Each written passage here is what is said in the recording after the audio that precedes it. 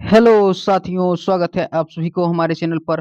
तो साथियों, आज के क्लास में हम बिहार बोर्ड एग्जाम 2026 के लिए क्लास ट्वेल्थ होम साइंस का जो है टॉप 26 जो है मिक्स सब्जेक्टिव क्वेश्चन का जो है पार्ट 3 वीडियो को जो है आज सेशन में हल करेंगे। और इसका पीडीएफ आप लोग को वीडियो के डिस्क्रिप्शन लिंक में मिल जाएगा, वहां से पीडीएफ डाउनलोड करके सभी क्वेश्चन को याद कर लीजिएगा। सभी क्वेश्चन को बिल्कुल आसान भाषा में बताए हैं। तो देखिए, फर्स्ट क्वेश्चन है, देखिए भोजन अपमिश्रण से आप क्या समझते हैं।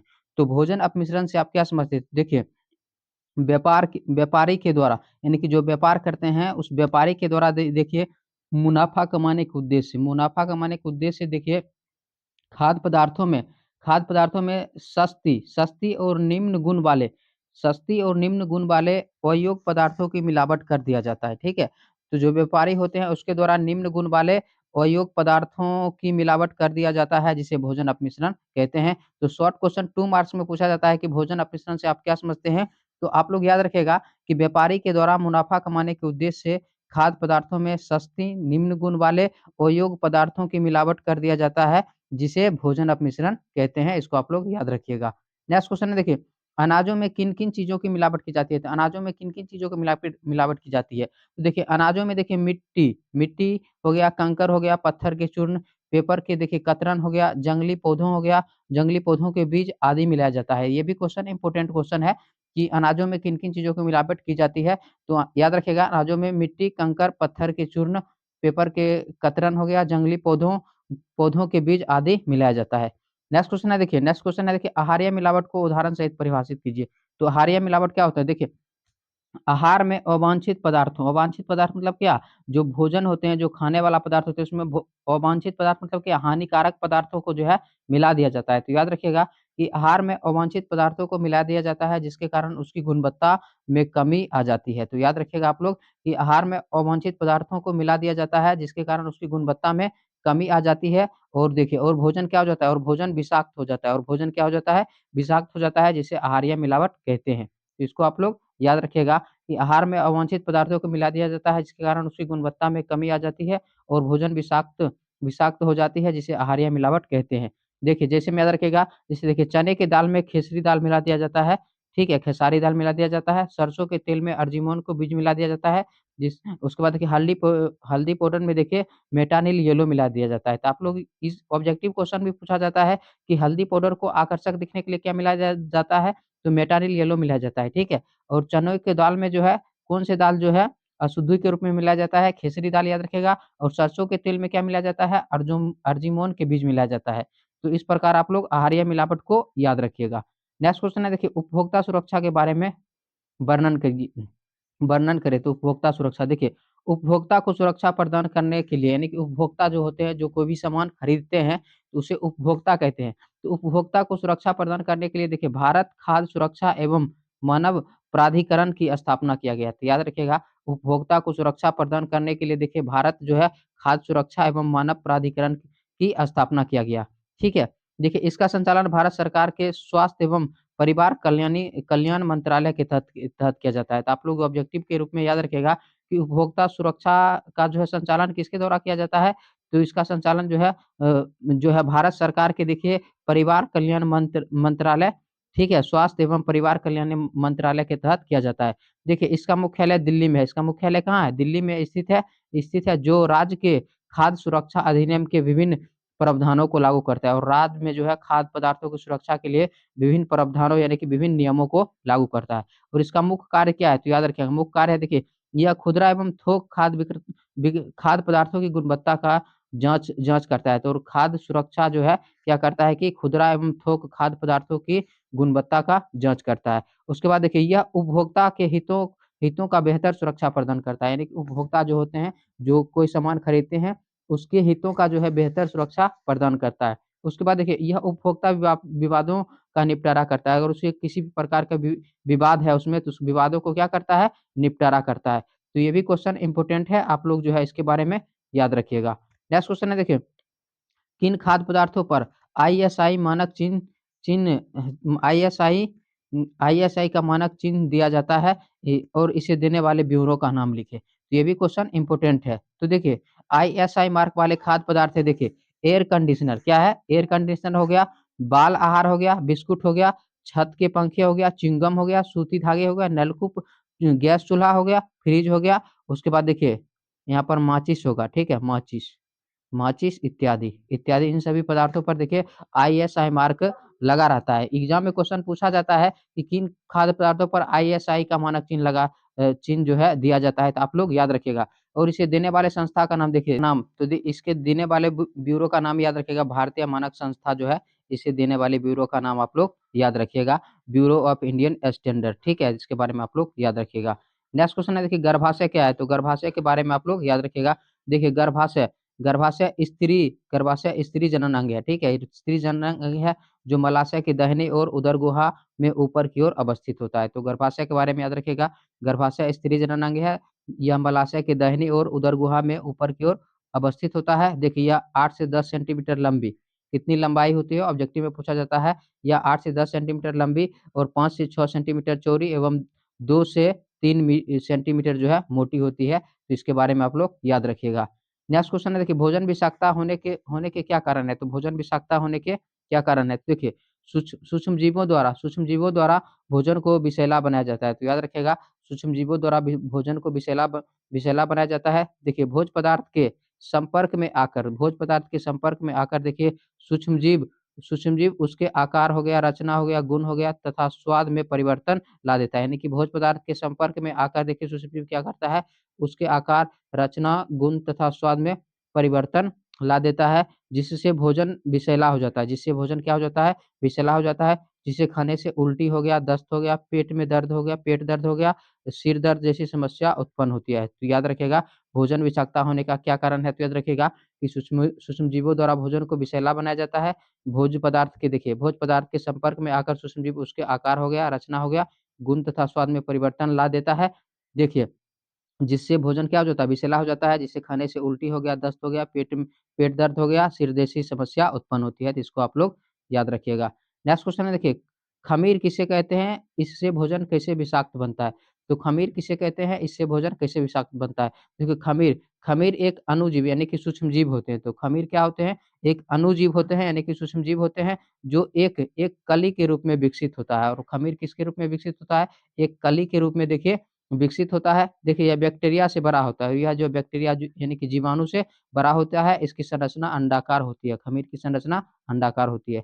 देखिए खमीर एक कली के रूप में विकसित होता है और जो खाद्य पदार्थों में मिलकर कली के रूप में विकसित होता है और खाद्य पदार्थों में मिलकर देखिए अपनी संख्या में क्या करता है, वृद्धि करता है और भोजन को दूषित बना देता है, ठीक है? जिससे जिससे खाद्य पदार्थ का गंध एवं स्वाद क्या हो जाता है, अप्रिय हो जाता है, ठीक है? तो खमीर के बारे में आप लोग याद रखिएगा। नेक्स्ट क्वेश्चन है देखिए बैक्टीरिया से आपका क्या तात्पर्य है?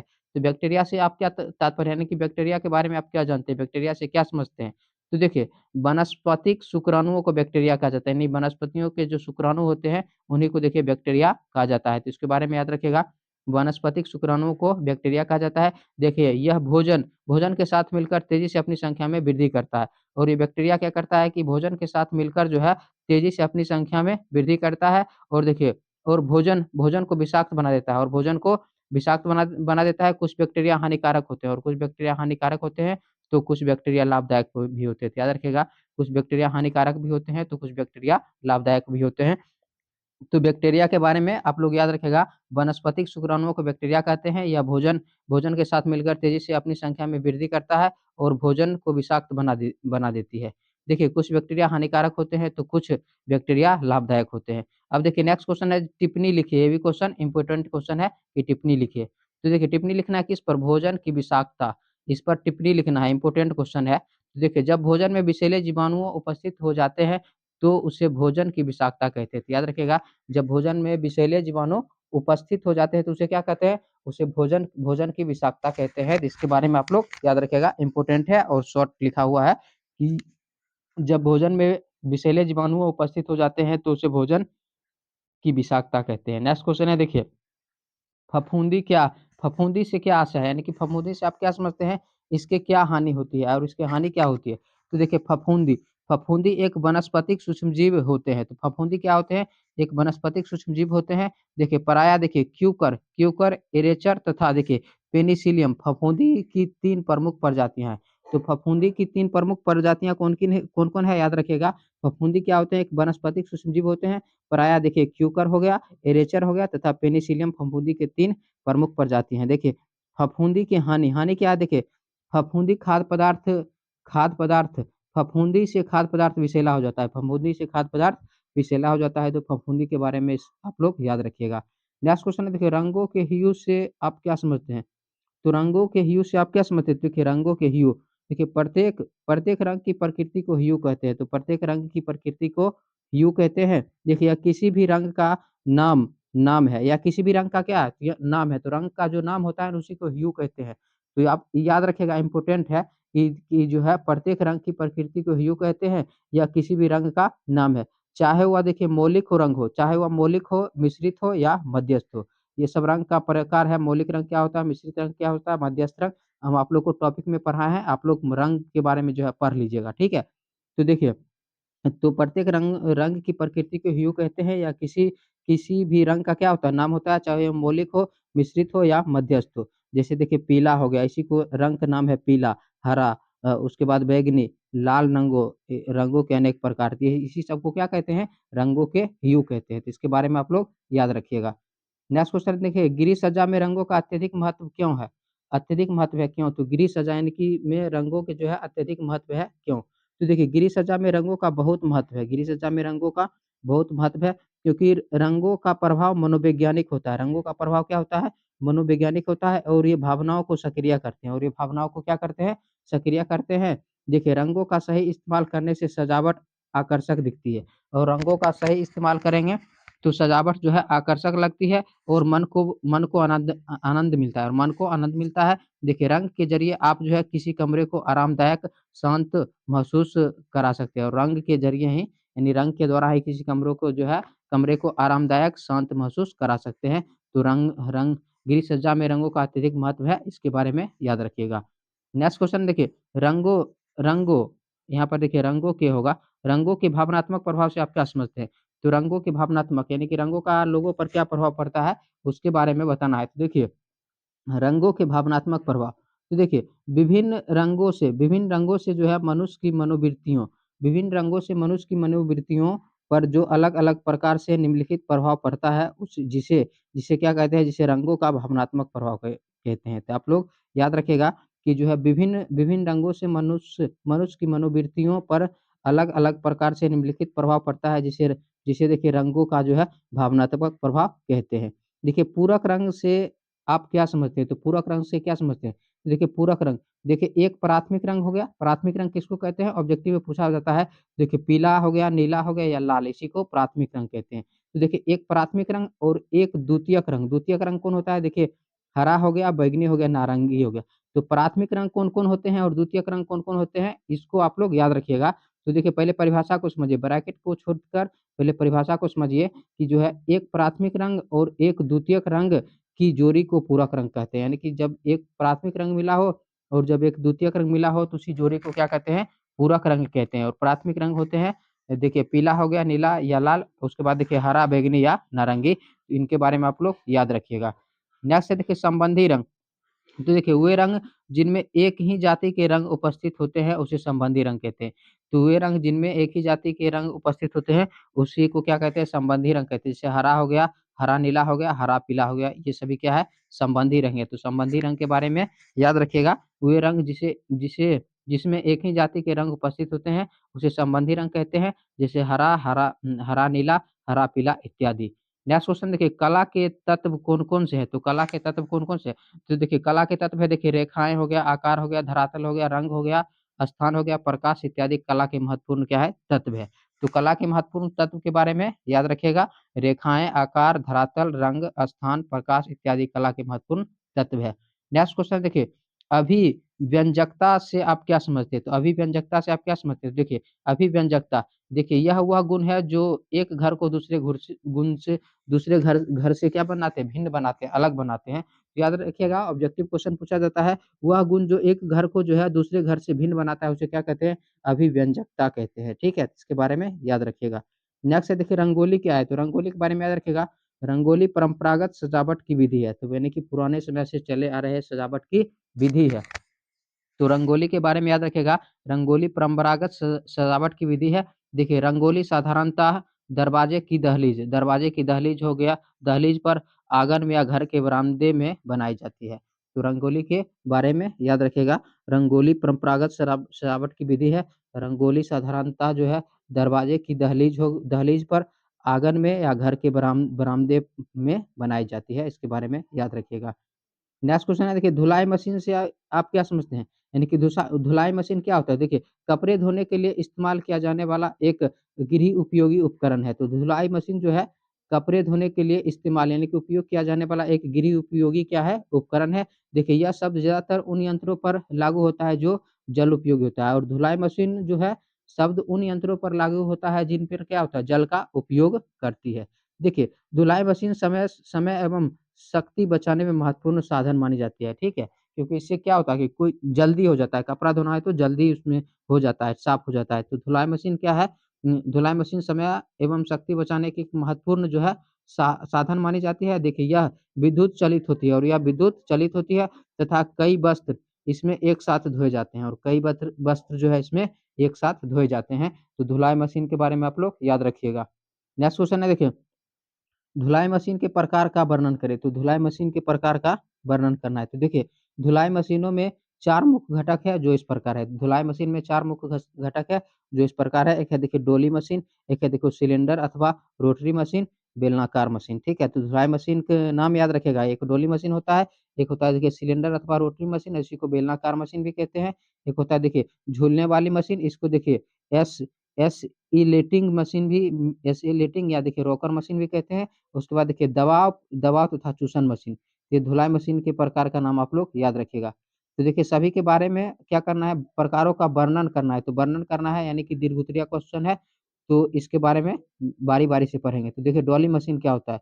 देखिए इस मशीन में 3 टाँगों वाले स्टूल जैसी एक लकड़ी का पिटना होता है, ठीक है? देखिए जो कपड़ों को रगड़ कर जो है साफ करता है, पिटना घूमता रहता है और टब के केंद्र में फिर से आता है, ठीक है? जब जब कपड़े टब के किनारे के विपरीत रगड़े जाए तो रगड़ने से गंदगी क्या हो जाता है? बाहर निकल जाता है, ठीक है? यह मशीन भारी कपड़ों तथा बिस्तरों की सफाई के लिए सर्वोत्तम होती है। देखिए यह अच्छे तथा नाजुक कपड़ों के लिए काफ़ी नुकसानदायक होता है, ठीक है? तो डोली मशीन इसके बारे में आप लोग पढ़िएगा, याद हो जाएगा निश्चित रूप से। उसके बाद देखिए बेलनाकार अथवा रोटरी मशीन, देखिए बेलनाकार अथवा रोटरी मशीन में वस्त्र में 2 ड्रम अथवा बेलनाकारों के बीच में रखे जाते हैं। तो याद रखिएगा कि बेलनाकार अथवा रोटरी मशीन में वस्त्र जो है 2 ड्रम अथवा बेलनाकारों के बीच में रखे जाते हैं। देखिए जो सुराख वाला होता है, जो किसके वाला होता है? सुराख वाला होता है। देखिए तथा जिसके छोटे खान होते हैं जो कपड़ों को जो है उठाता है और छोड़ता है, ताकि उससे उससे पानी धकेला जाए और कपड़ा जो है साफ साफ हो जाए। देखिए इस मशीन में कोई रगड़ाव नहीं होता है, इस मशीन में कोई रगड़ाव नहीं होता है। देखिए यह मशीन कपड़ों को फटने से बचाता है, और यह मशीन जो है कपड़ों को फटने से बचाता है। नेक्स्ट पॉइंट है देखिए झूलने वाली मशीन। तो देखिए यह मशीन धातु अथवा लकड़ी का बक्सा होता है। यह मशीन क्या होता है? धातु अथवा लकड़ी का बक्सा होता है। देखिए यह प्रायः देखिए पनानीदार होते हैं, जो पीछे तथा सामने झूलते रहता है। देखिए तथा 8 के आकार आकार में एक तरफ से दूसरी तरफ गति करता है। इस प्रक्रिया के द्वारा क्या होती है? सफाई होती है, ठीक है? उसके बाद देखिए दबाव तथा चूसन मशीन।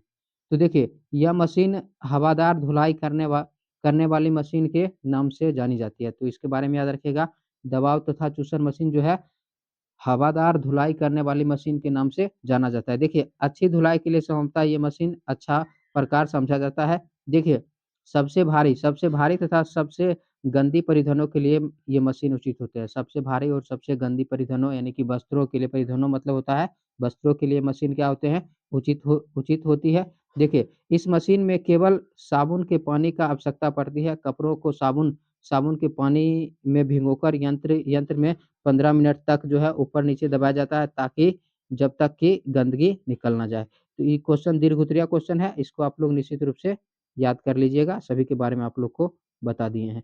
तो देखिए नेक्स्ट क्वेश्चन देखिए, आहार मिलावट को परिभाषित कीजिए। देखिए मिलावट से बचने के उपाय बताएँ। तो आहार मिलावट का परिभाषा बताना है और उससे बचने के क्या उपाय होते हैं। तो देखिए आहार मिलावट, देखिए, आहार में अवांछित पदार्थों को मिला दिया जाता है। आहार में क्या किया जाता है? अवांछित पदार्थों को मिला दिया जाता है, जिसके कारण उसकी गुणवत्ता में कमी आ जाती है जिसके कारण उसकी गुणवत्ता में कमी आ जाती है और भोजन विषाक्त हो जाती है, जिसे आहार मिलावट कहते हैं। तो आहार मिलावट के बारे में याद रखिएगा, आहार में अवांछित पदार्थों को मिला दिया जाता है, जिसके कारण उसकी गुणवत्ता में कमी आ जाती है और भोजन विषाक्त हो जाता है, जिसे आहार मिलावट कहते हैं। तो देखिए, मिलावट रोकने के उपाय, तो मिलावट रोकने के उपाय क्या है? देखिए, पहला पॉइंट है, देखिए विश्वसनीय दुकानों से ही सामान खरीदना चाहिए। सामान को जो है विश्वसनीय दुकान से ही खरीदना चाहिए। देखिए, ऐसी दुकान हो जहाँ बिक्री अधिक होती है और उनकी विश्वसनीयता पर भरोसा हो, सामान वहीं से खरीदना चाहिए। उसके बाद देखिए, उच्च स्तर की सामान खरीदना चाहिए और सामान जो है उच्च स्तर की जो है सामान खरीदना चाहिए, जिसकी गुणवत्ता क्या होती है? अधिक होती है और जिस पर एक ही मार्क लगी हो, जिस पर सही मार्क लगी लगी होती है, और जिससे पूरी कीमत वसूल हो जाती है, ठीक है? इस प्रकार आप लोग मिलावट का परिभाषा और मिलावट बचने के उपाय याद रखिएगा, निश्चित रूप से इम्पोर्टेंट क्वेश्चन है। नेक्स्ट क्वेश्चन है, देखिए निम्न निम्न पदार्थों की जाँच किस प्रकार करेंगे? नाम बताइए और स्वास्थ्य पर इनका क्या कुप्रभाव पड़ता है? तो देखिए, सरसों के तेल का जाँच किस प्रकार करेंगे और चाय की पत्ती की जाँच किस प्रकार करेंगे, और इसके बारे में बताना है, और इन पदार्थों के जो है स्वास्थ्य पर इसका क्या दुष्प्रभाव पड़ता है, कुप्रभाव मतलब क्या हानिकारक प्रभाव पड़ता है, वो भी बताना है। तो देखिए, सरसों का तेल, देखिए सरसों के तेल में सामान्यतः भिन्न-भिन्न प्रकार के तेलों का मिश्रण, रासायनिक घोलों घोलों का मिश्रण हो गया, और उसके बाद देखिए सूरजमुखी का तेल, अर्जिमोन के तेल को मिलाया जाता है, ठीक है? देखिए, अर्जिमोन के बीज, यहाँ पर बीज होगा, अर्जिमोन के बीज से निकाला तेल क्या होता है? विषैला होता है, ठीक है? जिसके सेवन से नेत्रों की रोशनी कम हो जाती है और एपिडेमिक ड्रॉपसी नामक रोग होती है। तो ऑब्जेक्टिव के लिए याद रखिएगा, अर्जिमोन के बीज अगर सरसों में मिला हुआ है, तो उसके सेवन करने से कौन-सा रोग होता है? तो देखिए, एपिडेमिक ड्रॉपसी नामक रोग होता है। उसके बाद देखिए, सरसों के तेल में सूरजमुखी के तेल मिलावट की जाँच, तो देखिए तेल में नाइट्रिक एसिड डालकर, यानी कि तेल में नाइट्रिक अम्ल मिलाकर देखिए 3 मिनट तक जो है आग पर रखने पर रंग क्या हो जाता है? काला हो जाता है। यानी तो याद रखिएगा, यदि सरसों के तेल में सूरजमुखी का तेल मिला हुआ है, तो उसको जो है तेल में नाइट्रिक अम्ल मतलब क्या? HNO3 मिलाकर जो है 3 मिनट तक जो है आग पर रखने से तेल का रंग लाल हो जाता है। इसके बारे में आप लोग याद रखिएगा। नेक्स्ट है, देखिए चाय की पत्ती। तो देखिए, चाय की पत्ती, देखिए इसमें सामान्यतः हल्की किस्म की पत्तियाँ पत्तियाँ जो है काम में लाई गई पत्तियाँ, ठीक है? चाय की पत्तियों में देखिए हल्की किस्म की पत्तियाँ हो गया, और काम में लाई गई पत्तियाँ, लोहे का बुरादा इत्यादि पदार्थों को मिलाया जाता है। देखिए, जिसके सेवन करने से लिवर डिसऑर्डर हो जाता है और सेहत से जुड़ी कई प्रकार की समस्या उत्पन्न होती है। और जाँच कैसे करेंगे? देखिए, जाँच करने में देखिए, चाय में लोहे के बुरादा की जाँच करेंगे। देखिए, चाय की पत्ती को देखिए गीले ब्लेटिंग पेपर पर डालने पर उसका रंग क्या हो जाता है? भूरा हो जाता है। तो इसके बारे में आप लोग याद रखिएगा, ये भी क्वेश्चन इम्पोर्टेंट क्वेश्चन है। स्क्रीनशॉट कर लीजिए, इसको आप लोग याद रखिएगा। नेक्स्ट क्वेश्चन है, देखिए बैक्टीरिया क्या है? भोजन को विषाक्त बनाने वाले बैक्टीरिया का विवरण देना है, यानी कि वर्णन करना है। तो बैक्टीरिया क्या है? भोजन को विषाक्त बनाने वाले बैक्टीरिया का विवरण देना है। तो देखिए बैक्टीरिया, तो देखिए वानस्पतिक शुक्राणुओं को बैक्टीरिया कहते हैं, यानी कि वानस्पतिक शुक्राणुओं को क्या कहते हैं? बैक्टीरिया कहते हैं। देखिए, यह भोजन के साथ मिलकर तेज़ी से अपनी संख्या में वृद्धि करती है, और बैक्टीरिया जो है भोजन के साथ मिलकर तेज़ी से अपनी संख्या में वृद्धि करती है और भोजन को विषाक्त बना देती है, बैक्टीरिया युक्त भोजन ग्रहण करने से मनुष्य का आमाशय तथा आँत पर हानिकारक प्रभाव पड़ता है, और बैक्टीरिया युक्त भोजन ग्रहण करने से मनुष्य का जो है आमाशय तथा आँत पर हानिकारक प्रभाव पड़ता है। देखिए, भोजन को विषाक्त बनाने वाले बैक्टीरिया निम्नांकित 4 प्रकार के होते हैं। एक होते हैं, देखिए क्लोस्ट्रिडियम, देखिए वेल्काई, उसके बाद देखिए साल्मोनेला, उसके बाद देखिए क्लोस्ट्रिडियम, देखिए बोटुलिनम, उसके बाद देखिए स्टेफिलोकोकई। इन सभी के बारे में बारी-बारी से पढ़ेंगे। तो सबसे पहले देखिए क्लोस्ट्रिडियम वेल्काई। तो देखिए, मांस के सड़ने से इन बैक्टीरिया की उत्पत्ति होती है। मांस के सड़ने से ऑब्जेक्टिव क्वेश्चन पूछा जाता है कि मांस के सड़ने से किन बैक्टीरिया की उत्पत्ति होती है? तो याद रखिएगा क्लोस्ट्रिडियम वेल्काई। देखिए, ये बैक्टीरिया पशु के मांस में भी पाए जाते हैं। इन बैक्टीरिया की उपस्थिति के कारण मांस का रंग क्या हो जाता है? पीला हो जाता है, तथा देखिए मांस मुलायम और लसदार और दुर्गंध वाला हो जाता है। उसके बाद देखिए यह साल्मोनेला, देखिए यह बैक्टीरिया पशुओं के मांस तथा दूध में प्रवेश करके विषैला बना देता है। जो साल्मोनेला होते हैं, वो बैक्टीरिया क्या करते हैं? पशुओं के मांस मांस तथा दूध में प्रवेश करके विषैला बना देता है। ऐसे विषैले मांस या दूध ग्रहण करने से उल्टी होना, जी घबराना एवं दस्त लग जाना जैसी समस्या उत्पन्न होती है।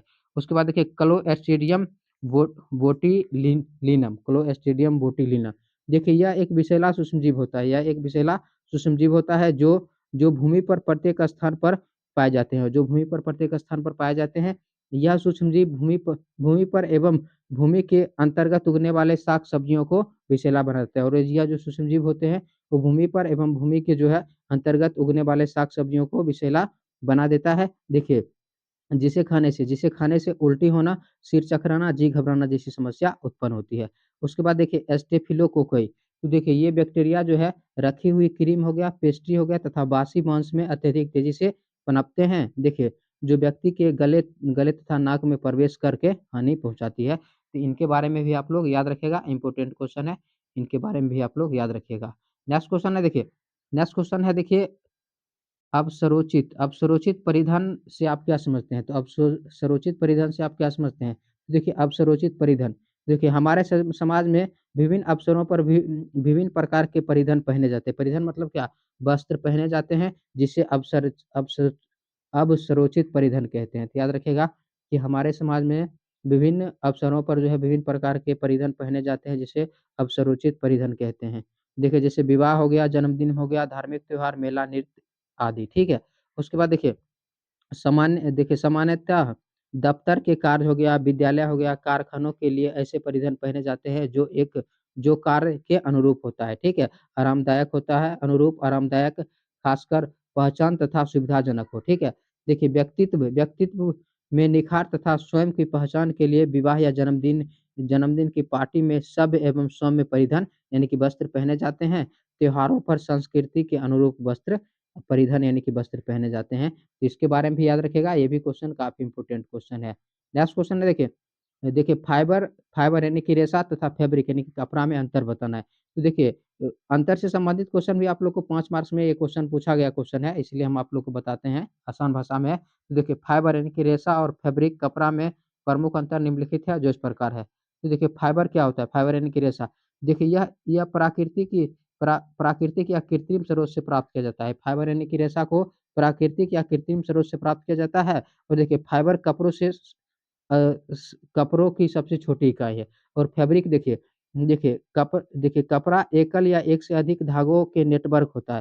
यानी कि कपड़ों का जो है एक एकल एकल एकल कपड़ा या एक से अधिक धागों का नेटवर्क होता है। देखिए संरचना तब बनती है जब धागों को एक साथ बुना जाता है, यानी फैब्रिक यानी कि कपड़ा का संरचना तब बनती है जब धागों को एक साथ बुना जाता है, ठीक है? देखिए फाइबर एक एकल धागा होता है, फाइबर में एक ही धागा होता है जिससे धागों को एक साथ घुमाकर बनाया जाता है। देखिए जबकि कपड़ों को उनकी निर्माण की विधियों और पैटर्न के अनुसार वर्गीकृत किया जाता है। तो ये फाइबर और फैब्रिक में अंतर इम्पोर्टेंट है, निश्चित रूप से आप लोग याद रखिएगा। इसका जो है सेट जो है पार्ट 3 तक आप लोग को करा दिए हैं, ठीक है? इसका जो है पार्ट 4 और 5 भी आप लोगों को करा दिया जाएगा। वीडियो पसंद आए तो लाइक कीजिए, शेयर कीजिए और चैनल पर पहली बार है तो सब्सक्राइब ज़रूर कीजिएगा। मिलते हैं नेक्स्ट वीडियो में, धन्यवाद।